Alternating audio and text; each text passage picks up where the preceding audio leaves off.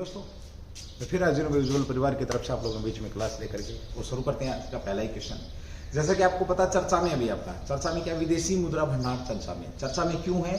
चर्चा में इसलिए कि भाई खैर ये घटता बढ़ता तो रहता है, लेकिन इस बार कुछ ज़्यादा ही रिकॉर्डेबल इसमें क्या जो कह सकते हैं, जो घटने की जो जानकारी मिली है वो यहाँ पर हुई है अभी। तो चलिए बात करते हैं पहले क्वेश्चन की, जो आपके बीच में रहेगा भाई। क्वेश्चन नंबर 1, विदेशी मुद्रा भंडार। पहला ही क्वेश्चन है आप लोगों का विदेशी, क्वेश्चन नंबर 1 आपका विदेशी मुद्रा भंडारण चर्चा में है क्यों? चलिए, शानदार क्वेश्चन आप दोनों का पूछा जा सकता है, ध्यान रखिए।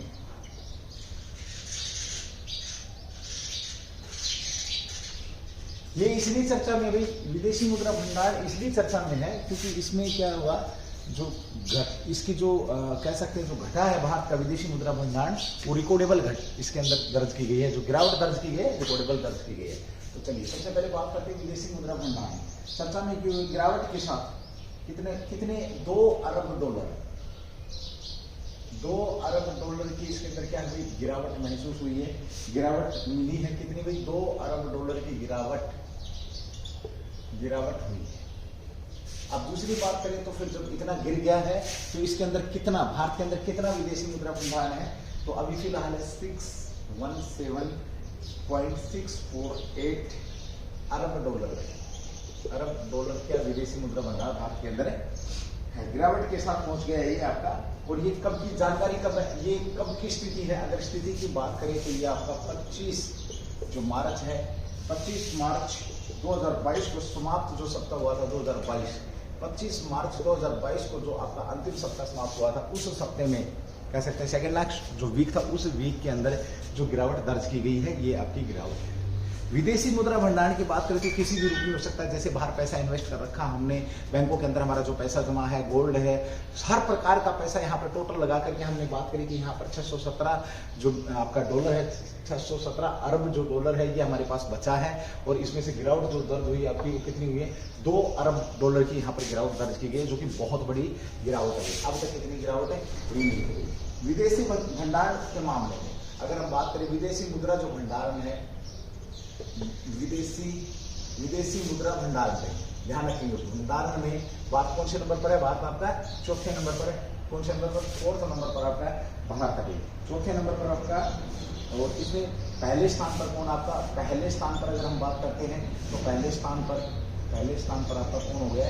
चीन है भाई। पहले स्थान पर कौन है? विदेशी मुद्रा भंडार में पहले स्थान पर आपका चीन है। सर्वाधिक विदेशी मुद्रा भंडार वाले देशों की अगर हम बात करते हैं तो यहाँ, ठीक है, भारत का विदेशी मुद्रा भंडार 2.3 बिलियन डॉलर की कमी हुई है, ये आपके बीच में मैंने अभी आपको बता दिया है, ठीक है। साथ ही हम बात करते हैं, इसे फॉरेक्स को रिवर्स या आरक्षित निधियों का भंडार भी कहा जाता है। दूसरा इसे क्या कहा जाता है? ये बड़ा अच्छा क्वेश्चन है। इसे क्या बोला जाता है? आपका फॉरेक्स रिजर्व या आरक्षित निधियों का भंडार, आरक्षित निधियों का भंडार भी इसे कहा जाता है। और क्या कहा जाता है? इसे फॉरेक्स रिजर्व या आरक्षित निधियों के भंडार के नाम से भी इसको जाना जाता है, जो कि शानदार क्वेश्चन है, ठीक है। इसके अंदर मैंने आप लोगों को बताई देखी पूरी स्थिति जो है वो क्या है, ये आप लोग समझ चुके हैं। अब यहाँ पर एक क्वेश्चन आता है, मुद्रा की बात अगर हम करते हैं, थोड़ा सा एक अच्छा सा क्वेश्चन यहाँ पे बन जाएगा आप लोगों का। देखिए, अगर हम मुद्रा की बात करते हैं तो आप लोगों ने एक वेद पुराणों के समय, आज पैसे हम देख रहे हैं, आज पैसे हमने कागज के देखे हैं, और उससे पहले अब जो आने वाला युग है शायद हम कागज के पैसे ना देखें। यहाँ पर कह सकते हैं कि आपका डिजिटल पूरा का पूरा डिजिटलाइजेशन हो जाएगा। आज नहीं तो 10 साल, 10 नहीं तो 20 साल के बाद हम यहाँ पर जो मुद्रा देख रहे हैं, मुद्रा हमारे को देखने को ना मिले। आरंभिक काल की अगर मैं बात करूँ तो सबसे पहले देखिए, ऋग्वेद काल की अगर हम बात करते हैं तो आपका ऋग्वेदों में आपने एक चीज सुनी होगी भाई। ऋग्वेद काल की अगर हम बात करते हैं तो वहां पर गाय को अगन्या बोला गया है। अगन्या,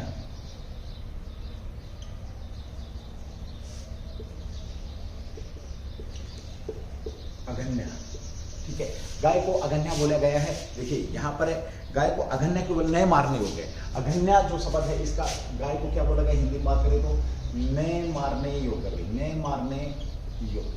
यहाँ पर जो हमारे बुद्धिजीव हैं वो दो चीजें लगाते हैं, देखिए दो आंकड़े लगाते हैं। सबसे पहले तो ये कि ये गाय को मुद्रा मानते हैं, ये क्योंकि आप लोगों ने देखा होगा कि फलाने राजा के पास 10 लाख गाय थी, उसके पास इतनी गाय थी, उसके पास हजारों गाय थी, उसने हजारों गाय पंडितों को दान में दी। यानी कि वीकेंड से हम कह सकते हैं कि ये उस समय की मुद्रा थी। यानी कि गाय को मुद्रा माना जाता था। जिस भी राजा के पास जितनी गाय होती थी उन्हें क्या बोला जाता था कि वो राजा उतना ही धनवान होगा। तो गाय को अघन्य बोला गया, न मारने योग्य बोला गया।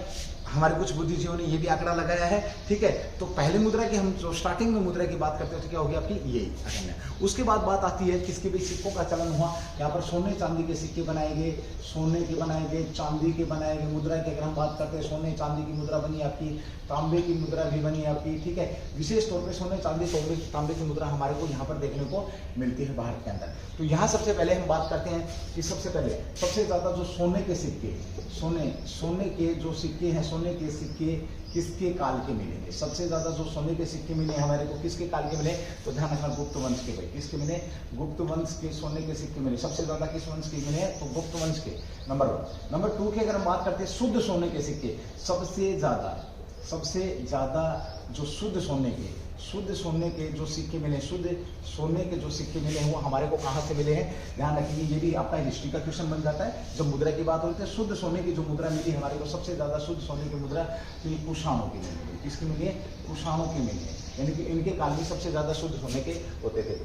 सबसे ज्यादा सिक्के सोने के सिक्के मिले तो गुप्त वंश में। यहाँ पर अगर हम बात करें वैसे भी ऑल ओवर सबसे ज्यादा सिक्के की अगर हम बात करें, सबसे ज्यादा जो मुद्रा के रूप में मिला तो वो भी गुप्त वंश के मिले। जहां पर तांबे के सिक्के भी मिले, इनके काल में किस के मिले? सोने के मिले, तांबे के मिले, चांदी के मिले। सारे के सारे सिक्के आपके गुप्त वंश में, ठीक है। इसके बाद बात आती है कि सबसे ज्यादा सिक्कों के सबसे पुराना सिक्का की अगर हम बात करते हैं, सबसे पुराना जो सिक्का आपका जिसे किस नाम से जाना जाता है? पंचमार्क के नाम से जाना जाता है। पंचमार्क। और इन्हीं सिक्कों को किस नाम से जाना जाता है? ध्यान रखिए, आहत सिक्के भी कहा जाता है। ये भी आपकी मुद्रा थी। यानी कि ठप्पेदार सिक्के भी यहाँ पर कहा जाते हैं। ठप्पेदार सिक्का यानी कि जिनको खोद करके बनाया गया हो वो ठप्पा, जैसे ऐसे ठप्पा मार करके, तो वो भी यहाँ पर सिक्के की बातें हुई है, ठीक है। साथ ही बात हम यहाँ पर होती है इसकी किसके? शीशे के सिक्के मिले हुए हमारे को। शीशे के सिक्के किस वंश के मिले? शीशे के सिक्कों की अगर मैं बात करूं, बड़ा शानदार क्वेश्चन है आपका। तो ये दक्षिण भारत में मिला हमारे को। सातवाहन वंश का संबंध कहां से था? तो दक्षिण भारत से। तो ये सातवाहन जो वंश थे, इस वंश के जो सिक्के मिले हमारे को, सिक्के के किसके सिक्के मिले हैं? तो ये सिक्के हमारे को मिले हैं, सातवाहन सिक्के मिले हमारे को, सातवाहनों के सोने के सिक्के मिले। और एक व्यक्ति ऐसा भी था जिसने हुमायूं की मदद करी थी, जिस व्यक्ति ने हुमायूं की जान बचाई थी, जिस व्यक्ति ने हुमायूं जब डूब रहा था, शेरशाह सूरी उसके पीछे दौड़ रहा था और वो नदी में कूद गया था, गंगा नदी में कूद गया था, या जो कर्माशा नदी और आप कह सकते हो गंगा नदी के बीच में जब युद्ध हो रहा था, उस युद्ध के जब वो जान छुड़ा करके भागा था, तो वहां नदी में जब कूदा, तो कूदने के बाद वहां किसी व्यक्ति ने उसकी जान बचाई थी। भिस्ती नाम के एक व्यक्ति ने उसकी जान बचाई थी। उस भिस्ती से जब हम बात करते हैं, भिस्ती नाम के जो व्यक्ति ने जान बचाई थी उसकी, किसकी? हुमायूं की। तो हुमायूं ने उससे पूछा था मैं तुझे क्या दूं? तो उसने बोला मुझे राजा बनना है, बादशाह बनना है। जब यही हुमायूं सिंध पर 1955 में इसने जब सिंध पर आक्रमण किया और ये भारत वापस आया, तो इसने इसको भिस्ती को कह सकते, इस भिस्ती को एक दिन का राजा बनाया था, एक दिन का बादशाह बनाया था। और इस बादशाह ने किसके सिक्के चलाए थे? तो चमड़े के सिक्के इसने चलाए। यहाँ क्वेश्चन तुम्हारे लिए शानदार क्वेश्चन छोड़ के जाता है। इसके अलावा चमड़े के सिक्के और किसके द्वारा चलाए गए थे?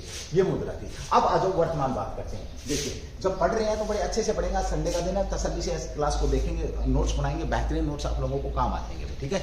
यहाँ पर हम बात करते हैं वर्तमान की। तो वर्तमान में भारत में मुद्रा को कौन देखता है? तो वर्तमान में भारत में मुद्रा की अगर मैं बात करूं तो रुपया भारत का मुद्रा है, ठीक है, इंडियन रुपीज। साथ ही हम यहाँ पर बात करते देखता कौन? आपका आरबीआई देखता। भाई कौन देखता? आपका रिजर्व बैंक ऑफ इंडिया देखता है। रिजर्व बैंक ऑफ इंडिया की बात करते तो इसका काम क्या? मुद्रा को छापना भी इसका काम है, मुद्रा का देखना भी इसका काम है। साथ ही बात करते कि आरबीआई जो है किस प्रकार की मुद्रा थी, तो 2 रुपए से लेकर के और 2000 रुपए तक के जो नोट हैं वो छापने का काम किसका? भाई छापने का काम किसका? आपका, तो आरबीआई का, ठीक है भाई। चलिए अगले क्वेश्चन की बात करते हैं। यहाँ पर तो 1 रुपए का जो नोट है वो वित्त मंत्रालय कह सकते हो या भारत सरकार कह सकते हो, जो भी आप समझे, वो उसका छपाई का काम होता है। आरबीआई की स्थापना की बात करते हैं तो 1934 अधिनियम, आरबीआई रिजर्व बैंक अधिनियम 1934 के तहत इसकी 1935 में इसकी क्या हुई है, स्थापना हुई है। रिजर्व बैंक ऑफ इंडिया की स्थापना हुई है। इसके बाद जब इसकी स्थापना हुई थी तो कह सकते हैं जब इसकी स्थापना हुई थी तो ये क्या था, प्राइवेट बैंक था। बाद में इसका राष्ट्रीयकरण किया गया 1949 में। इसका क्या किया गया, राष्ट्रीयकरण किया गया, यानी कि पूर्ण रूप से भारत सरकार के अंडर कब आया, सीधा सा पूछेगा तो 1949 में पूर्ण रूप से भारत सरकार के अंडर आपका ये देखने को मिलेगा। ठीक है भाई, ओके। इसी के साथ बात करते हैं समिति कौन सी, तो यंग हिल्टन जो आयोग था, ये क्वेश्चन काफी बार बता चुका हूं मैं भाई, यंग हिल्टन आयोग ने इसको बनाया था। रिपीटेशन में देखिए क्वेश्चन लाने का मतलब सिर्फ एक ही होता है कि अगर आप किसी बात को 2 से 4 बार, 5 बार और 10 बार सुनते हैं तो वो इतनी याद हो जाती है कि आप उसको कभी भूल नहीं सकते, उसे देखने की जरूरत नहीं है। ऑप्शन देखते ही आपको याद आ जाएगा। 2022 में इस प्रकार के क्वेश्चन पूछे जाएंगे, याद रखेंगे। ठीक है भाई, रिजर्व बैंक की बात होगी, हमने पुरानी बात करी, हमने मुद्रा की बात करी, तो विदेशी मुद्रा भंडार हमारा क्या हो गया, कम हो गया, ये इसलिए चर्चा में था। चलिए अगले क्वेश्चन की बात करेंगे, एक बार इसको मैं रफ करूंगा, उसके बाद हम आगे बढ़ेंगे। ठीक है, चर्चा में बना हुआ अभी आपका एक क्रूज, अभी एक आपका कह सकते हैं एक शिप है जो चर्चा में है, क्यों है, क्या है, इसके ऊपर भी हम यहाँ पर बात करने वाले हैं। ठीक है दोस्तों, क्लास का लेवल बढ़ो, बार बार मैं एक ही बात बोलता हूँ भाई, अगर तुम लोग साथ नहीं दोगे तो क्लास का लेवल बढ़ना आई थिंक मेरे हिसाब से इम्पॉसिबल है। मैं देखता हूँ लोगों को पढ़ने और नहीं पढ़ रहे हैं, तो भाई आने वाले समय में अपने आप ही इस चीज़ का रिजल्ट आप लोगों के बीच में आप देख भी रहे हैं और आगे मिल भी जाएगा भाई। ठीक है, चलिए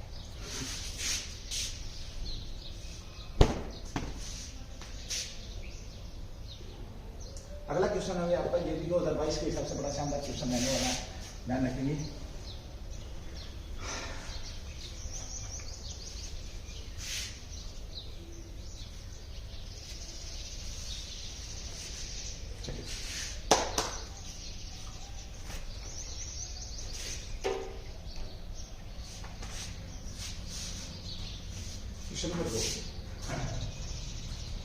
आपका चर्चा में रहा है, चर्चा में क्या रहा है आपका,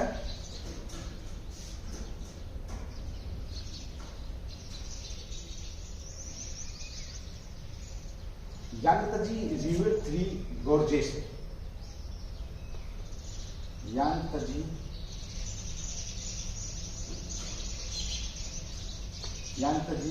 रिवर 3 गोर्जेस चर्चा में है,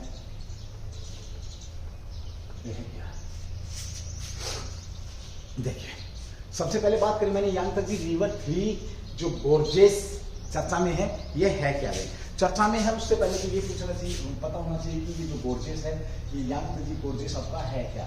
तो सबसे पहले बता दूं आप लोगों को, देखिए दोस्तों ध्यान रखेंगे, ये क्या आपका, ये एक पानी वाला जहाज है, पानी वाला जहाज है, पानी में चलने वाला जहाज है, चलने वाला जहाज है, क्या है, जहाज है। ओके, अब जब आप और ये आपका कह सकते हैं क्या आपका सवारी जहाज है, आपका ये सवारी जहाज है, सवारी जहाज है।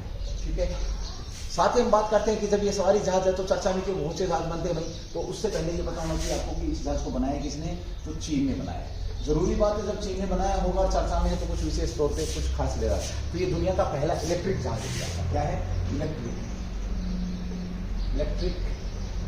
100% इलेक्ट्रिक जहाज है, इलेक्ट्रिक जहाज है कह सकते हैं, कि बिजली से चलने वाला जहाज है, बैटरी से चलने वाला, बैटरी से चलने वाला जहाज है भाई, जहाज है आपका ये, किससे चलने वाला जहाज आपका ये, बैटरी से चलने वाला जहाज है। और यहाँ पर 7500 किलोवाट की समुद्री, 7500 किलोवाट की यहाँ पर क्या बैटरी लगाएगी, जो समुद्री बैटरी है उनका यहाँ पर यूज किया गया है। यह आमतौर पर यांगत्जी नदी के अंदर इसको अभी चलाया है, 100 किलोमीटर का ये सफर पूरा कर सकता है। बहुत ही बेहतरीन पहल कह सकते हैं चीन की हम ये, इसमें जो आपका किसी भी प्रकार के ईंधन की जरूरत नहीं है, सिर्फ बैटरी रखते हैं और बैटरी को चार्ज करते हैं। एक बार चार्ज करने के बाद ये कितने किलोमीटर चलता है, 100 किलोमीटर चलता है, इसके ऊपर बात करेंगे। तो दुनिया का सबसे बड़ा क्रूज कह सकते हो आप इसको। तो ये अगला है भाई आपका, दुनिया का सबसे बड़ा इलेक्ट्रिक क्रूज जहाज, दुनिया का सबसे बड़ा इलेक्ट्रिक बात हो चुकी है आपकी, इलेक्ट्रिक क्रूज है भैया आपका, ये कैसा है, इलेक्ट्रिक क्रूज है, दुनिया का सबसे बड़ा इलेक्ट्रिक क्रूज है, ध्यान रखेंगे।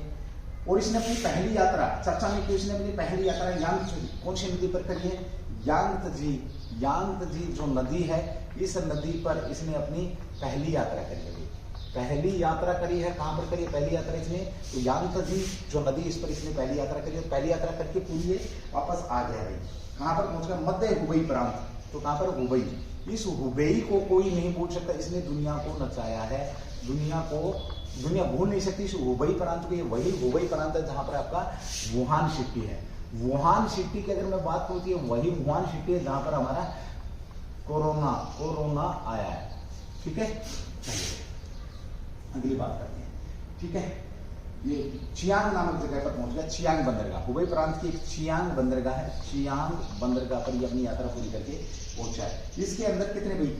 7500, कितनी? 7500, जैसा कि मैं बोल रहा किलोवाट की, जो किलोवाट आवर की जो समुद्री बैटरी लगाई गई है, समुद्री बैटरी इसके अंदर यूज करी गई है। दुनिया का सबसे बड़ा क्रूज है आपका इलेक्ट्रिक क्रूज है, 100% इलेक्ट्रिक क्रूज है। साथ ही हम बात करते हैं कि ये जो क्रूज है इसके अंदर 7500 किलोवाट आवर की बैटरी, इसकी समुद्री बैटरी इसके अंदर लगाई गई है। और बैटरी इलेक्ट्रिक कारों के जो बैटरी का निर्माता कौन है? तो निर्माता कंटेम्परेरी एम्पिरिक्स टेक्नोलॉजी द्वारा। तो निर्माता की हम बात करते हैं तो कंटेम्परेरी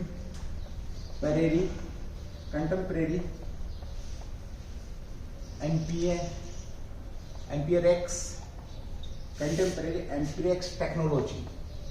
टेक्नोलॉजी के द्वारा इस बैटरी को क्या क्या निर्माता किया गया या बनाया गया। निर्माता भी इसके ये निर्माता है।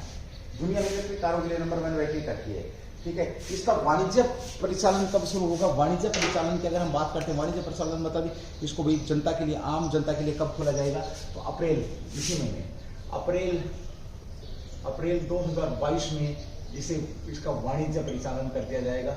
वाणिज्य परिचालन होगा भाई इसका कब? या के बीच में। ठीक है, चलिए भाई साथ ही बात करते हैं इसका जो इस्तेमाल आमतौर पर होगा, इसका जो क्रूज का जो इस्तेमाल आमतौर पर होने वाला है वो किसको? दर्शनीय स्थलों के लिए, दर्शनीय स्थलों के लिए। जो यांगत्जी नदी के ऊपर जो आपके दर्शनीय स्थल है वहां पर इसका क्या किया जाएगा? यूज किया जाएगा। एक बार चार्ज करने से 100 किलोमीटर की यात्रा ये कर सकता है। कितनी यात्रा कर सकता है? 100 किलोमीटर की ये यात्रा कर सकता है। ध्यान रखेंगे। ठीक है, ओके। साथ ही हम बात करते हैं जहाज कितना भाई? जहाज की अगर हम बात करें तो 16 मीटर आपका चौड़ा है, 16 मीटर चौड़ा है। 100 मीटर क्या आपका? ये 100 मीटर आपका लंबा है भाई। 16 मीटर चौड़ा है, 100 मीटर आपका ये लंबा जहाज है। और इसमें करीब कितने? 1300 यात्री है। 1300 यात्री इसके अंदर क्या हो सकते हैं? बैठ सकते हैं। ध्यान रखेंगे। साथ ही हम बात करते हैं लगभग इसमें कितने? 530 जो मीट्रिक ईंधन की बचत कर सकता है। मीट्रिक कितना? 530 मीट्रिक ईंधन की बचत यहाँ पर की गई है। ध्यान रखेंगे। और इसे विकसित, इस जहाज को चाइना यांगत्जी पावर द्वारा विकसित किया गया है। बनाया किसने इस जहाज को? तो यह है यांगत्जी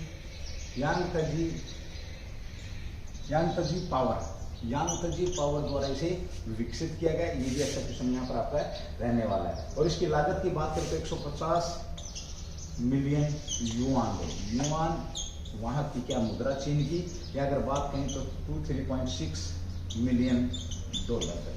ठीक है, चलिए बहुत शानदार क्वेश्चन है। हमने बात करी दुनिया की, तो दुनिया के अंदर एक सबसे बड़ा क्रूज आया है। 16 मीटर आपका क्या है?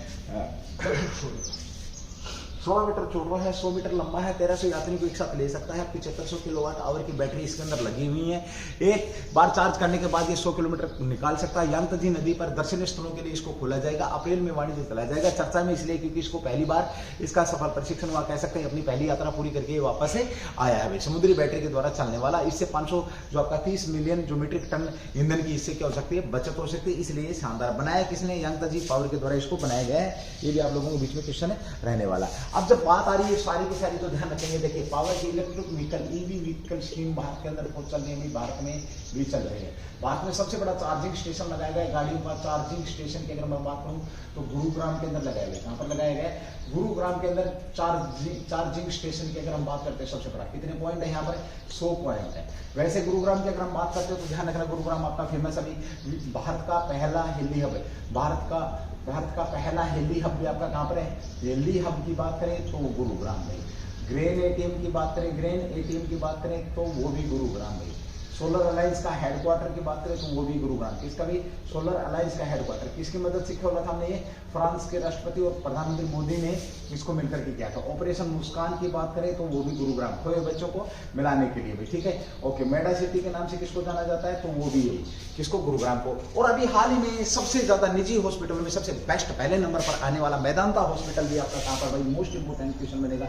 मेदांता जो हॉस्पिटल है आपका, ये गुरुग्राम वाला हॉस्पिटल मेदांता हॉस्पिटल भी आपका पहले नंबर पर। निजी हॉस्पिटल में सबसे अच्छा हॉस्पिटल किसे माना गया है? तो मेदांता को माना गया है। ये भी आपका शानदार क्वेश्चन यहाँ पर है रहने वाला है, ठीक है। मैदान अगर गुरुग्राम की बात करें तो पहली फैक्ट्री 1976 के अंदर, पहली फैक्ट्री 1976 के अंदर कब लगाई थी? गुरुग्राम के अंदर। किसने लगाई थी? मारुति की फैक्ट्री लगी थी। उसके बाद यहाँ पर जापान की जो सुजुकी कंपनी है यहाँ पर इससे डेवलपमेंट हो चुका है आपका, ठीक है। न्यू गुरुग्राम के नाम से किसको जानते हैं? तो ध्यान रखेंगे, न्यू गुरुग्राम के नाम से मानेसर को जानते हैं। हरियाणा वाले समझ जाना भाई, मानेसर को जानते हैं। न्यू गुरुग्राम के नाम से किसको जानते हैं? मानेसर को। मानेसर हरियाणा का दूसरा पुलिस जिला है। तो पहला कौन सा भाई? आपका हांसी पहला जिला, ठीक है। चलिए, ऐसे ही रिपीटेशन के अंदर क्वेश्चन आएंगे, याद होने से आपको एक बार मैं रफ करूँ, उसके बाद हमें आगे बढ़ने। शानदार क्वेश्चन आप लोगों के बीच में डिलीवर हो रहे हैं उज्जवल परिवार की तरफ से, और हमारी तरफ से बेस्ट विशेष रहेंगी आप लोगों का। दूसरा नवरात्रा भी है, तो मेरी तरफ से आप लोगों को नवरात्रों की ढेरों शुभकामनाएं। बार बार एक बात बोलता हूँ, ठीक है। देखिए, भगवान नीचे उतर करके आकर के काम करने वाला, भगवान उसी की मदद करते हैं। हिम्मत मरते मदद खुदा, किसी ने बोला है तो गलत नहीं बोला। भगवान उसी की मदद करते हैं जो खुद की मदद करना चाहता है। खुद की मदद कैसे करोगे आप लोग? तो खुद की मदद भाई, मैंने क्या बोला? हिम्मत मरते मदद खुदा, यानी कि भगवान उन्हीं की मदद करता है जो खुद की मदद करते हैं। और खुद की मदद करने के लिए आपको क्या करनी पड़ेगी भाई? मेहनत करनी पड़ेगी। 2020 के अंदर जो टारगेट देखे थे आपने, आपके 94 डेज जा चुके हैं। आपके 365 दिन का जो टारगेट आपने 1 जनवरी 2022 को लिया था, उसमें से आपके लैस सोच के 94 डेज क्या किया हमने, सोच के देखिए क्या किया और क्या करने वाले हैं। बचे हुए दिनों में क्या कर लोगे आप, कैसे करोगे? तो भाई इसी तरीके से आपने पढ़ाई करनी है, यही बात सोच करके आपने पढ़ाई करनी है और अपने माँ बाप के सपनों को पूरा करना है। भीमराव अम्बेडकर एक बात बोल के गए थे, शिक्षा वो शेरनी का दूध है जो जितना पिएगा उतना दहाड़ मारेगा भाई, जो जितना पिएगा उतना दहाड़ मारेगा, अदरवाइज तो दहाड़ लगेगी ही नहीं भाई, ठीक है। चलिए, अभी हाल ही में एक्सिस बैंक चर्चा में रहा आपका। एक्सिस बैंक चर्चा में क्यों रहा? क्वेश्चन नंबर 3 भाई आपका एक्सिस बैंक चर्चा में है। आपका एक्सिस बैंक चर्चा में क्यों रहा है, इसके ऊपर बात करेंगे।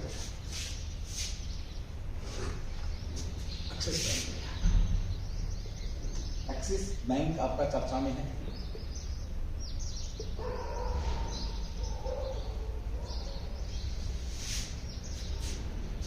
चर्चा में है क्यों? चलिए, शानदार क्वेश्चन है। सबसे पहले तो बता दूं, आपकी इसकी स्थापना 93 में निजी बैंकों में सबसे पहला बैंक था जिसने इसने काम करना शुरू किया था। निजी बैंकों में अगर हम बात करें आधुनिक भारत की, तो निजी बैंकों में सबसे पहले जब भारत के अंदर कानून बनाया 93 के अंदर, बैंकों को लेकर के जब कानून बनाए गए तो सबसे पहले काम करना इस बैंक ने शुरू किया था। लेकिन अब चर्चा में क्यों? चर्चा में इसलिए जो आपका सिटी बैंक है, सिटी बैंक के जो भारत में जो सिटी बैंक है, तो उस सिटी बैंक की मैं यहाँ पर बात करूँ तो सिटी बैंक के जो कारोबार है उसका अधिग्रहण ये कर रहा है। तो चर्चा में क्यों? सबसे पहले तो हम इस बात करेंगे। एक्सिस बैंक आपका चर्चा में है, तो चर्चा में क्यों रहा है? इसने सिटी ग्रुप ने अभी हाल ही में अधिग्रहण करेगा। कौन आपका bank? Axis bank. Axis bank ने सिटी बैंक, क्या भाई आपका जो सिटी ग्रुप है, सिटी ग्रुप या ग्रुप सिटी ग्रुप भाई, सिटी ग्रुप के एक पूर्ण नगद सौदे में सिटी ग्रुप क्या करेगा? आपका सिटी ग्रुप के 1.6 billion dollar, city group 1.6 billion जो डॉलर आपके बिलियन डॉलर के एवरेज में अभी क्या कर रहा है? तो भारतीय उपभोक्ता व्यवसाय, ध्यान रखेंगे, भारतीय उपभोक्ता व्यवसाय का अधिग्रहण करेगा। अधिग्रहण, तो भारतीय आपका उपभोक्ता व्यवसाय का क्या कर रहा है? अधिग्रहण कर रहा है, ध्यान रखेंगे।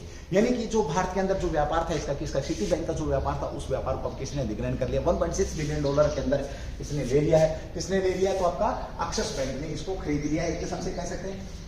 और ये आपका नगद सौदा हुआ, याद रखेंगे, नगद सौदे के अंदर इसने इस चीज को लिया है।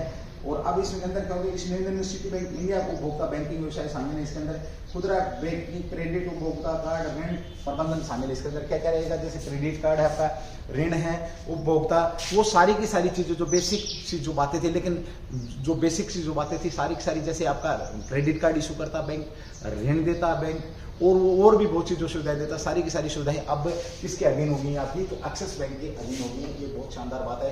क्यों? क्योंकि सिटी ग्रुप जो बैंक है आपका, ये एक अपने आप में बहुत बड़ा बैंक है। बताता हूँ आगे चल करके देखिए। लेन देन में सिटी बैंक गैर बैंकिंग वित्तीय कंपनी उपभोक्ता व्यवसाय की बिक्री शामिल है। देखिए भारत सहित इसमें भारत से 13 बाजारों में उपभोक्ता फ्रेंचाइजी से बाहर निकलने के बाद ऐसा किया गया है। सिटी बैंक धन और संस्थान प्रबंधक व्यवसाय पर केंद्रित रहेगा। ये भी ध्यान रखें। उपभोक्ता बैंकिंग के अंदर क्या है, तो उपभोक्ता बैंकिंग में जिस पर अभी अधिकार किया तो क्या देगा आपका, होम लोन है, होम लोन आपका। उसके बाद क्रेडिट कार्ड और रिटेल बैंकिंग के जो अधिकार है किसने खरीद लिया, अभी सिटी ने खरीद लिया। चलिए यहाँ पर बात करते हैं थोड़ी सी एक्सिस बैंक की बात करते हैं। एक्सिस बैंक अगर हम बात करें तो एक्सिस बैंक सबसे पुराना बैंक है। एक्सिस बैंक कह सकते हैं निजी बैंकों में, निजी जो बैंक है आपको, निजी बैंकों में जो आधुनिक भारत की बात कर रहा हूँ तो सबसे पुराना बैंक है आपका, सबसे पुराना बैंक है। और दूसरी बात करें इसका पुराना जो नाम है, पुराना नाम क्या है इस बैंक का, तो यूटीआई। ये अच्छा क्वेश्चन है। एक्सिस बैंक का पुराना नाम क्या है, यूटीआई। इसे 1993 में जब एक नियम आया निजी बैंकों का, तो उनमें पहला था बैंक, सबसे पहला बैंक था 93 में पहला बैंक था। हेड इसकी स्थापना कहाँ पर, अहमदाबाद के अंदर, कह सकते हो अहमदाबाद के अंदर इसकी स्थापना हुई थी। वर्तमान में एक्सिस बैंक का हेडक्वार्टर की अगर हम बात करें तो कहाँ पर है, मुंबई के अंदर है। कहाँ पर है, मुंबई के अंदर। अध्यक्ष कौन इसके, राकेश जो मिखाज राकेश साहब क्या है इसके अध्यक्ष की अगर हम बात करें वर्तमान में, तो राकेश जी क्या है, राकेश जो आपके एम, ये क्या है, अध्यक्ष में इसके अध्यक्ष। वर्तमान में अध्यक्ष एक्सिस बैंक की बात करें तो राकेश इसके क्या है, अध्यक्ष। ये भी आपका शानदार क्वेश्चन यहाँ पर पूछा जा सकता है कि एक्सिस बैंक चर्चा में तो उसके अध्यक्ष कौन है, ये भी आप लोगों को पता होना चाहिए। निजी बैंक है, सिटी बैंक इसने क्या किया, व्यापार का भी अधिग्रहण कर दिया। थोड़ी सी बात करते हैं सिटी बैंक की। तो सिटी बैंक की स्थापना को अगर मैं पीछे लेके जाऊँ तो 1812 के अंदर, कहाँ पर 1812 के अंदर इसको न्यूयॉर्क ऑफ बैंक के नाम से इसकी स्थापना, न्यूयॉर्क के रूप में इसकी स्थापना हुई। न्यूयॉर्क के रूप में इसकी स्थापना 1812 में हुई। ध्यान रखेंगे 16 जून 1812, अगर डेट करनी है तो 16 जून 1812, यानी कि कहाँ का बैंक है, बाहर का बैंक है। ठीक है, इसकी जो शाखाएं हैं विदेशों में, इसकी शाखाएं हैं कम से कम अगर मैं बात करूँ इसकी 19 देशों में शाखाएं हैं इसकी। कितने देशों में, 19 देशों में इस सिटी बैंक की शाखाएं हैं। वर्तमान में हम बात करते हैं तो शाखाएं कितनी, 2649 इसकी शाखाएं हैं। और इसके अध्यक्ष की अगर हम बात करते हैं, अध्यक्ष कौन इसके, तो बारबरा जो आपके बेसोर हैं, बेसोर भी आपके क्या है, अध्यक्ष में सिटी बैंक के। जैन फ्रेजर की अगर हम बात करें तो ये सीईओ हैं। जैन फ्रेजर के आपके सीईओ हैं, ध्यान रखिएगा। ठीक है, चलिए यहाँ पे क्वेश्चन ये है कि इसका जो हेडक्वार्टर है, सिटी बैंक का हेडक्वार्टर कहाँ पर स्थित है। ये क्वेश्चन आप लोगों के लिए शानदार क्वेश्चन आप लोगों के बीच में बन जाएगा। यहाँ पर हमने बात करी किसकी, बैंकों की बात करी। भारत में एक क्वेश्चन बनता है, भारत में बैंकों के बैंक के नाम से किसको जाना जाता है, तो आरबीआई को बैंकों के बैंक के नाम से जाना जाता है। रिजर्व बैंक ऑफ इंडिया के नाम से जिसको जाना जाता है, इसी को बैंकों के बैंक के नाम से भी जाना जाता है। चलिए ठीक है, ओके। अगला क्वेश्चन भी आपका बड़ा शानदार क्वेश्चन है, क्वेश्चन नंबर आपका और 5 है। क्वेश्चन नंबर 5 है, IONS maritime exercise 2022, IONS maritime exercise 2022 चर्चा में है। ये कब हुई, चर्चा में। सबसे पहले तो बात करें IONS maritime Indian ocean navy जो आपका है, ये एक एक्सरसाइज चर्चा में है। तो सीधी सी बात, इसका संबंध किससे, नेवी से या तटरक्षक बलों से भी कह सकते हो आप इसका संबंध है। तो चलिए सबसे पहले बात करते हैं कब हुई हुई आपकी, 26 से लेकर के और 30 मार्च तक ये आपकी एक्सरसाइज हुई। 26 से लेकर के 30 मार्च 2022 तक आपकी ये एक्सरसाइज चली है या अभ्यास चला रही। हिंद महासागर नौसेना संगोष्ठी, इंडियन ओशियन नेवल सिम्पोजियम, इसका नाम क्या रखेंगे हम इसका, इस एक्सरसाइज का, तो ये है हिंद महासागर। कहाँ पर हुई है, हिंद महासागर नौसेना संगोष्ठी नाम से एक्सरसाइज चली। सीधा सा पूछेगा कि ये कब हुई है आपकी, तो हिंद महासागर जो आपकी IONS 5, तो ये आपकी हिंद महासागर नौसेना संगोष्ठी हुई आपकी कब हुई है, ये आपके बीच में। ठीक है, अगले क्वेश्चन की बात करते हैं। भाई मार्कर है ना, फटाफट खत्म हो रहे हैं मेरे, पता नहीं आज क्या हो रहा है। चलो फिर भी जो भी रहेगा हम करते रहेंगे। ठीक है, जब तक चल रहे हैं चल ही रहेंगे, है ना। इसका पहला संस्करण की बात करते थे कि समुद्री अभ्यास आपका ये क्या है, एक संगोष्ठी समुद्री अभ्यास है। सबसे पहले भी आपका समुद्री अभ्यास है, ध्यान रखेंगे क्या है आपका समुद्री एक्सरसाइज है। इसका जो IMEX 22 का पहला संस्करण अरब सागर और गोवा में आयोजित किया गया था। IMEX का जो पहला संस्करण है, पहला जो संस्करण कहाँ पर किया गया था, अरब सागर और गोवा में आयोजित किया गया। अरब सागर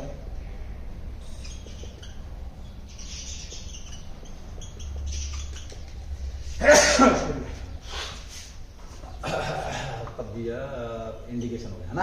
हिंद महासागर नौसेना संगोष्ठी, उसके बाद हम समुद्री अभ्यास है। इसका पहला IMEX का जो पहला संस्करण कहाँ पर अरब सागर और गोवा के अंदर किया गया था, ध्यान रखेंगे, ठीक है भाई।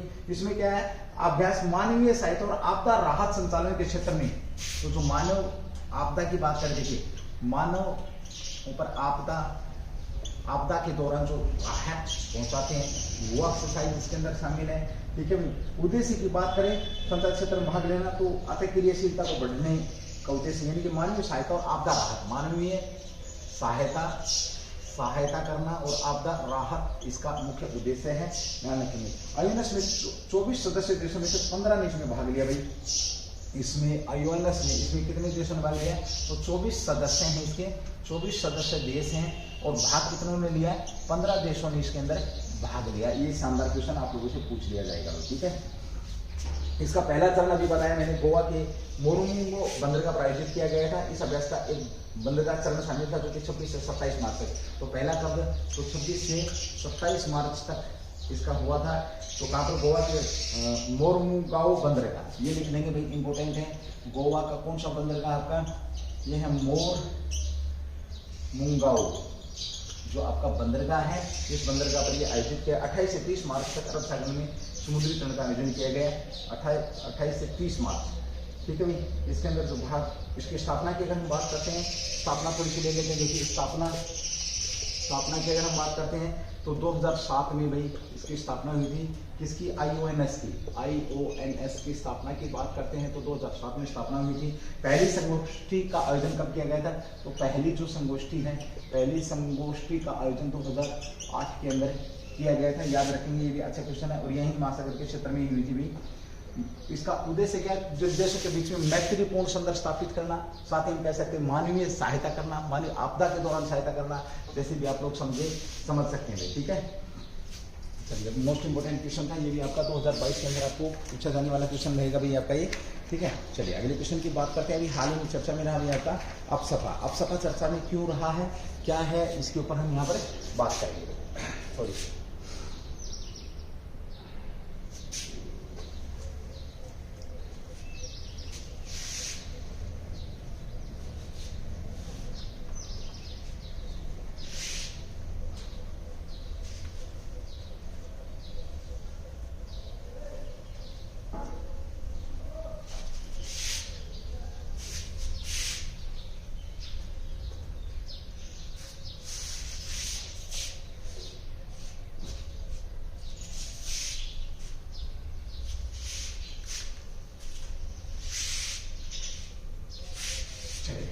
अपसपा चर्चा में क्यों है,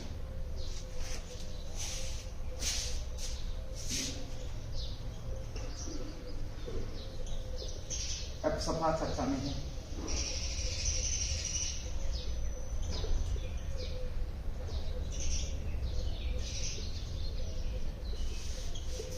देखिए, सबसे पहले बात करें अपसपा चर्चा। अपसपा है क्या, अपसपा एक कानून है। इस कानून के तहत जहां पर टेररिज्म की जो एक्टिविटियां हैं, टेररिस्ट एक्टिविटी ज्यादा है या अशांत क्षेत्रों के अंदर, जिन क्षेत्रों को अशांत क्षेत्र घोषित कर रखा वहां पर अपसपा लगाया गया।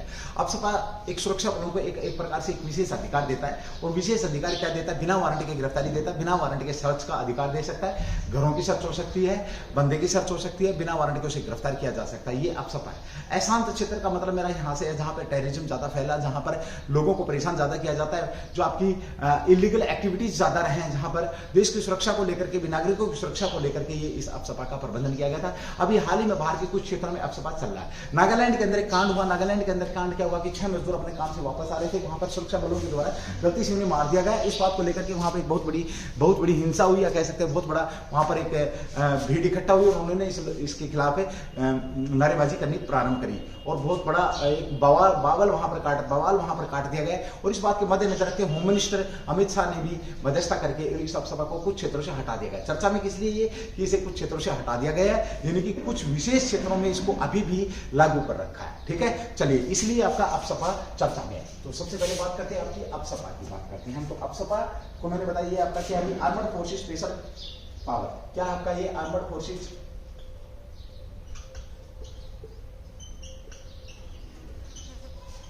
स्पेशल पावर एक्ट है आपका, armoured forces special power act है। इसकी फुल फॉर्म की अगर हम बात करते हैं तो क्या आपका ये armoured forces special power act.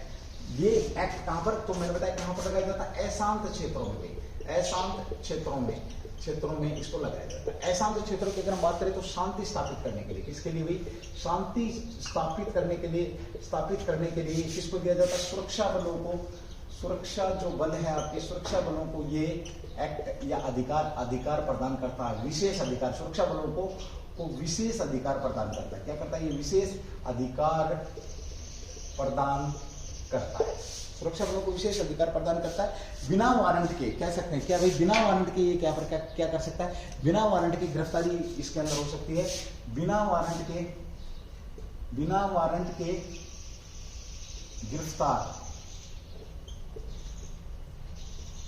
गिरफ्तारी हो सकती है, सर्च हो सकती है, ये सारी की सारी बातें इसके अंदर है। ठीक है, चलिए दूसरी बात करते हैं, इससे प्रभावित राज्य है, इसमें कहां पर ये लागू था वर्तमान में, तो ये देखेंगे असम के अंदर भाई आपका असम, नागालैंड, उसके बाद आपका अरुणाचल प्रदेश, अरुणाचल जो प्रदेश है, और साथ में कहां पर आपका अरुणाचल प्रदेश के साथ ही बात करें मणिपुर के अंदर ये आपका लागू है। कहां पर लागू, असम, नागालैंड, अरुणाचल प्रदेश और मणिपुर के अंदर आपका ये लागू है अपसपा। और अब मैंने बताया आपको कांड कहां पर हुआ, आपका जो कांड हुआ है, यानी कि 6 मजदूरों को यहां पर मार दिया गया। कहां पर मार दिया गया, तो आपका नागालैंड के अंदर, जो बेचारे काम से वापस घर आ रहे थे, लेकिन गलती से ऐसा हुआ था, इस वजह से यहां पर क्या हुआ, भीड़ इकट्ठा हुई, दंगे हुए, और इस वजह से अब इसको गृह मंत्री जो अमित शाह साहब हैं, उन्होंने इसमें से क्या किया, कुछ कटौती की है। तो कौन कौन से क्षेत्रों में कटौती की हुई है वो देखेंगे। देखिए सबसे पहले एक और बात कर लेते हैं, अपसपा जो आपका बना कब था, इसके ऊपर अगर हम बात करते हैं तो ये भी बड़ा अच्छा क्वेश्चन आप लोगों का बन जाता है कि अपसपा कानून उद्देश्य कब लाया गया था। तो अपसपा कानून की अगर हम बात करते हैं, आर्मर्ड फोर्सेस स्पेशल कानून, तो ये आपका 1958 में भाई अपसपा अधिनियमित किया गया था। कब, 1958 में पहली बार। ठीक है, चलिए भाई इसमें जो कटौती करी गई है, तो असम के 23 जिले, ये अच्छा क्वेश्चन बनेगा भाई, असम के 23 जिलों से अपसपा को हटा दिया गया है। अपसपा हटाया गया, कितने जिलों से, 23 जिलों से। दूसरी बात यहाँ पर हम बात करते हैं आंशिक रूप से जो लागू किया जाएगा। दूसरा मणिपुर की अगर हम बात करते हैं, तो मणिपुर के 6 जिलों के 15 जो पुलिस थाने हैं, 15 पुलिस थानों से इसको हटाया गया। 6 जिले 15 पुलिस थानों से इसको हटा दिया गया है। दूसरी बात करते हैं यहाँ पर आपका, तो अरुणाचल प्रदेश के 2 पुलिस थानों से और 3 जिलों से, दो पुलिस थानों से इसको हटाया गया है। 2 पुलिस थानों से इसको हटाया गया, जबकि 3 जिलों पर ये लागू रहेगा भाई, 3 जिलों पर ये आपका लागू रहेगा। नागालैंड की बात करें, नागालैंड से ही तो क्लेश हुआ था भाई, तो 7 जिले और 15 पुलिस थाने भाई, 7 जिले 15 जो पुलिस थानों से अपसपा को हटा दिया गया। 15 पुलिस जो थाने हैं यहाँ से इनको हटा दिया गया है। ये था आपका अपसपा। ठीक है भाई, शानदार क्वेश्चन था आपका, ये भी ध्यान रखेंगे, ये भी आप लोगों को मालूम होना चाहिए। चलिए अगले क्वेश्चन की बात करते हैं। क्वेश्चन नंबर 8 में आपका अभी हाल ही में आज तो 3 है, 2 अप्रैल को कौन सा दिवस मनाया गया, 2 अप्रैल 2022 को कौन सा दिवस मनाया जाता है, कौन सा दिवस जो मनाया जाता है, शानदार क्वेश्चन है कभी आपका। देखिए इसे मनाया जाता है विश्व ऑटिज्म दिवस मनाया जाता है। क्या मनाया जाता है, विश्व ऑटिज्म दिवस। कौन सा दिवस मनाया जाता है, विश्व ऑटिज्म दिवस। देखिए मैं बता दूं आप लोगों को, ये विश्व ऑटिज्म दिवस। ऑटिज्म क्या है? ऑटिज्म एक प्रकार की बीमारी है। ये पैतृक मतलब कह सकते हैं आप, अगर मदर फादर में है या किसी और में है तो उसमें आ सकती है। ऑटिज्म में क्या होता है कि आप एक किस्म से कह सकते हैं, आपने देखोगे जो अलग थलग जो बच्चे होते हैं जिनका मानसिक विकास पूरा नहीं हो पाता है, वो इस ऑटिज्म की कैटेगरी में आते हैं। और पहली बार हमें कब पता लगता है? 3 वर्ष का जब बच्चा होता है तो हमें ऑटिज्म का पता लगता है कि इसका जो मानसिक विकास है पूर्ण रूप से नहीं हुआ, और आगे चल करके इन लोगों को समाज के अंदर बहुत सारी कठिनाइयों का सामना करना पड़ता है। तो उनकी याद में या कहीं उनके लिए ऑटिज्म दिवस मनाया जाता है। कब? 2 अप्रैल को ये आपका ऑटिज्म दिवस मनाया जाता है, ध्यान रखेंगे। इसकी अगर हम बात करते हैं तो विश्व ऑटिज्म दिवस हर साल मनाया जाता है। सबसे पहली बात ये क्या है? हर वर्ष मनाया जाता है। आपका ये एक बीमारी है, ऑटिज्म क्या आपकी एक बीमारी है। इसका प्रस्ताव की बात करें, प्रस्ताव ऑटिज्म विश्व की, तो महासभा द्वारा कब पारित किया गया था? 2007 के अंदर इस प्रस्ताव को पारित किया गया था महासभा ने, आधिकारिक रूप से भी। ऑटिज्म भारत सरकार की पहल है, ये आपको पता है। ये आवासीय सेवाएं प्रदान करती है। ऑटिज्म आपका स्वास्थ्य बीमा योजना, सारी की सारी चीजें। देखिए ये क्या है? विकासात्मक विकार है। बीमारी का नाम क्या है? विकासात्मक विकार है आपका। ऑटिज्म क्या है आपका? अगर ऑटिज्म की बात करूं मैं तो विकासात्मक विकार है, मतलब बीमारी है। विकार का मतलब क्या है? बीमारी है। अब इस चीज को समझेंगे आप। विकास यानी कि जब पूर्ण विकास नहीं हो पाता है बच्चे का, जब पूर्ण विकास नहीं हो पाता, वो बड़ा होता चला जाता है, जो पूर्ण विकास ना होने के कारण इसी को विकासात्मक बीमारी के नाम से जाना जाता है। इससे काफी कठिनाइयों का सामना करना पड़ता है, ये भी आप लोगों को पता है। इसमें क्या होता है कि ऑटिज्म के लक्षण धीरे धीरे दिखते हैं। सब समस्या क्या है? जो इस बीमारी के जो लक्षण है वो धीरे धीरे नजर आते हैं, और पहली बार 3 वर्ष बाद पता लगता है कि हाँ इसमें है। दूसरी बात यह है कि पुरुषों में ज्यादा होता है, ज्यादा पाया जाता है बजाय किसके? महिलाओं में। यानी कि जो आपने मंद बुद्धि जो लोग देखे होंगे उनकी यहाँ पर ये बात कर रहा है, ऑटिज्म की बात कर रहा है। ठीक है भाई, साथ ही बात करते हैं आमतौर पर। तो उसके बाद 2015 तक दुनिया भर में ऑटिज्म के कितने? 2015 तक अगर हम बात करें तो दुनिया भर में 2015 तक दुनिया भर में ऑटिज्म के कितने? 24.8 मिलियन लोग प्रभावित थे। देखिए यहाँ पर मैं बात करूं ऑटिज्म दिवस की, तो ऑटिज्म दिवस आपका, फिर मैं एक बार बता रहा हूं, आपकी ऑटिज्म एक बीमारी है। और बीमारी क्या है कि उसमें बच्चे का या मनुष्य का पूर्ण विकास नहीं हो पाता है। आपने कुछ मंदबुद्धि टाइप के लोग देखे होंगे जो बोलने में भी हिचकिचाते हैं, जिनको डिसीजन भी, जिनकी याददाश्त IQ लेवल भी कम होता है। एक बार मैंने एक बात करी थी, डाउन सिंड्रोम वाली बात करी थी, तो उसी से मिलती जुलती है। और इसका जो प्रस्ताव था आपका 2007 के अंदर महासभा UNO के द्वारा इसका प्रस्ताव पारित किया गया था। ये भी आपको पता है विकासात्मक विकार है। ये मदर फादर से भी मिल सकता है, कह सकते हैं आप इसको। और लक्षण इसके कब? 2 से 3 साल बाद हमें पता लगता है बच्चे में, क्योंकि उससे पहले तो बच्चा होता है, बच्चे को किसी चीज का पता नहीं होता है। और 2015 तक 24.8 मिलियन लोग इस बीमारी से क्या थे? प्रभावित थे भाई। ठीक है, चलिए एक क्वेश्चन और करता हूं, उसके बाद में आगे बढ़ेंगे भाई। एक बार मैं इसको रफ कर रहा हूँ। क्लास का समय कुछ ज्यादा होता जा रहा है, 5 से 10 मिनट की, 5 से 7 मिनट की क्लास हो लूंगा आप लोगों की भी। ठीक है, देखिए संडे है तो थोड़ा सा तसल्ली से पढ़ेंगे भाई, थोड़ा ठीक रहेगा आप लोगों के लिए भी, और आपके पेरेंट्स के लिए भी, और मेरे लिए भी ठीक रहेगा भाई। कह सकता हूँ मैं अपने आप को इस चीज से जोड़ सकता हूँ। अभी सबसे पहले बात करते हैं आपका चर्चा में रहा। चर्चा में क्या रहा आपका? एक बिल चर्चा में रहा, लोकसभा के अंदर एक बिल चर्चा में रहा। कौन सा बिल लोकसभा में चर्चा में रहा? क्वेश्चन नंबर 1 दिया आपका। तो लोकसभा में 5 मिनट की क्लास और दूंगा भैया, ठीक है? तो उसके अंदर 5 से 10 मिनट की क्लास और। लोकसभा में कौन सा बिल पारित हुआ जो चर्चा में? वो क्या आपका चर्चा में? कौन सा बिल पारित हुआ जो आपका क्या है? चर्चा में है। देखिए लोकसभा में ध्वनि मत से एक बिल पारित किया गया है। ध्वनि मत से बिल पारित करने जिसके ऊपर काफी बवाल काटा गया था, ध्यान रखेंगे भी। बवाल क्या काटा गया था ये बता देता हूं आप लोगों को। चलिए, नगर निगम, दिल्ली नगर निगम विधेयक 2022 लोकसभा में कौन सा बिल पारित हुआ था? दिल्ली नगर निगम जो विधेयक है, दिल्ली नगर निगम विधेयक 2022 को पारित किया गया है। इसमें क्या था भैया आपका? जो अलग अलग प्रकार से जो आपके MCD नगर निगम 3-4 नगर निगम थे, उनको मिलाकर के एक कर दिया गया। सीधी सी बात करें, 3-4 नगर निगमों को मिलाकर के क्या कर दिया गया? एक कर दिए गए हैं। इसलिए दिल्ली के 3 नगर निगम एमसीडी को एक इकाई में विलय कर दिया गया। दिल्ली के 3 नगर निगम, इसमें क्या है क्या भाई, जो दिल्ली के 3 नगर निगमों को विलय किया गया और एक बनाया गया। अब तक क्या था, दिल्ली के अंदर 3 नगर निगम थे जो कि अलग अलग जगह पर काम करते थे। दिल्ली के पूर्ण विकास के लिए कह सकते हैं, दिल्ली को और अच्छे से विकसित करने के लिए इन तीनों को एक किया गया, जो कि चर्चा में था। विपक्ष ने इसके ऊपर काफी कुछ बोला था, लेकिन ये सुना नहीं गया। ठीक है, धवनी विधेयक को क्या किया गया, विधेयक को ध्वनि मत से पारित किया गया। ठीक है, ध्वनि मत से पारित किया गया। निगम की पहली बैठक होने तक कह सकते हैं, इसमें देखिए एमसीडी दिल्ली की बात करते हैं। दिल्ली में 3 नगर निगम थे। दिल्ली के अंदर क्या थे, दिल्ली में 3 नगर निगम थे। एमसीडी दिल्ली का पूर्व नगर निगम था। एमसीडी की बात करें तो दिल्ली का पूर्व नगर निगम था भाई।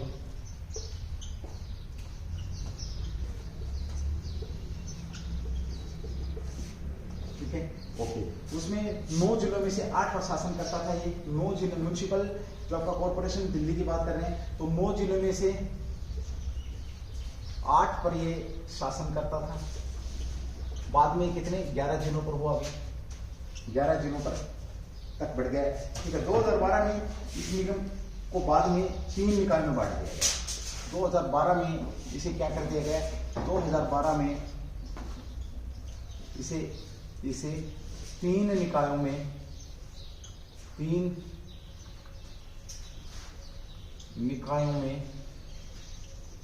बांटा गया।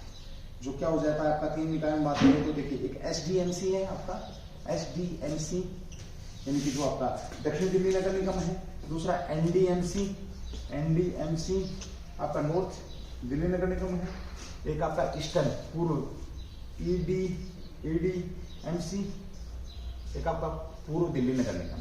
इन 3 नगर निगमों में इसको क्या कर दिया गया, बांट दिया गया। मार्कर भी खत्म होते जा रहे हैं। ठीक है, चलिए ओके। अब क्या किया गया है, अब इनको एक निकाय बना दिया गया है। तीनों को मिलाकर के एक निकाय बना दिया गया। एक निकाय या तीनों को इकट्ठा कर दिया गया है, विलय कर दिया गया है, या जैसे भी आप लोग समझे। दिल्ली के विकास के लिए ये बिल चर्चा में था और अभी हाल ही में ये बिल आपका क्या हुआ है, पारित हुआ है। कहाँ पर हुआ है, लोकसभा के अंदर इस बिल को क्या किया गया, अभी पारित किया गया। शानदार क्वेश्चन है। तो आगे बढ़ूंगा उससे पहले आप लोगों को मेरी तरफ से भाई ढेरों शुभकामनाएं हैं आपके लिए। ठीक है, नवरात्रों की। और मैं भगवान से दुआ करता हूँ, आज दूसरा नवरात्र है, कि आप लोग आगे बढ़ें, बढ़ते रहें। ठीक है, चलो थोड़ा सा एक बार हम इसकी लोकसभा की बात करते हैं। लोकसभा का नाम क्या है आपको पता, पुराना नाम की अगर मैं बात करूं तो ये था आपका भाई हाउस ऑफ दी पीपल के नाम से इसको जाना जाता है। हमने ये कहाँ से लिया है, तो संसद से कह सकते हैं, संसदीय व्यवस्था हमने कहाँ से ली है, ब्रिटेन से ली है, ध्यान रखेंगे। लोकसभा का नाम, लोकसभा कब रखा गया, तो ये आपका 23 अगस्त 1954 में इसका ये नाम रखा गया। लोकसभा का गठन की बात करें, सभा का गठन भाई, गठन कब हुआ, तो पहली लोकसभा का गठन आपके आम चुनाव के बाद अप्रैल 1952 के अंदर इसका गठन हुआ। पहली बैठक की अगर हम बात करते हैं लोकसभा की, तो पहली बैठक आपकी कब हुई भाई, 17 मई 1952 में पहली बैठक हुई है यही लोकसभा। और इसके पहले प्रोटेम स्पीकर, पहले प्रोटेम जो स्पीकर हैं, प्रोटेम स्पीकर कौन थे, जीवी मावलंकर साहब थे। साथ ही हम बात करते हैं अध्यक्ष कौन थे इसके, तो लोकसभा के अध्यक्ष तो ये भी आपके जीवी मावलंकर साहब ही थे। ठीक है, साथ ही अगली बात करते हैं, अब वर्तमान में कौन सी लोकसभा चल रही है, तो आपकी 70वीं लोकसभा चल रही है। दल के नेता कौन है भाई, दल के नेता मोदी जी हैं, जो हमारे पीएम साहब हैं। साथ ही हम यहाँ पर बात करते हैं अध्यक्ष कौन है, ओम बिड़ला साहब हैं, ओम बिड़ला। साथ ही बात करते हैं पहली महिला अध्यक्ष कौन थी, तो मीरा कुमार थी, मीरा कुमार क्या थी, पहली महिला अध्यक्ष थी। साथ ही यहाँ पर हम बात करते हैं कि विपक्ष का नेता कौन है, तो विपक्ष का नेता एक्चुअल में कोई भी नहीं है लोकसभा के अंदर। तो ये आपकी लोकसभा की बातें सारी की सारी। ठीक है, चलिए दोस्तों, आज उज्ज्वल परिवार की तरफ से आप लोगों के बीच में यहीं तक हम जुड़ने वाले हैं भाई, ठीक है। जब भी मौका मिलेगा, जब भी यानी कि आप मौका तो रोज मिल ही रहा है, डेली हम आप लोगों के बीच में आ रहे हैं। बस मेरी यही बेस्ट विशेज आप लोग तैयारी करें। Thank you. जय हिंद, जय भारत, डू द बेस्ट।